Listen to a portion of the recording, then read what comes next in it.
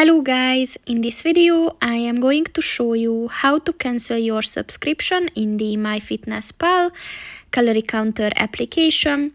But first I just want to mention, don't forget to subscribe to my channel, because at 10,000 subscribers I am going to show you my whole YouTube revenue statistics and growth strategy, as well as how to make money online.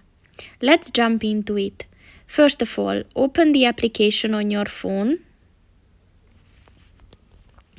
And then click on the More button at the bottom of the page on the right.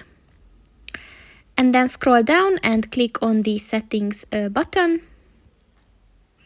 And within this section, look for the Subscription Status button and click on that. And then just click on the Premium button and click on the Cancel My Subscription. And at the bottom of the page, just click on the No Thanks, Cancel My Premium Subscription to confirm it. So that's pretty much it for this video, guys. See you in the next one. Goodbye.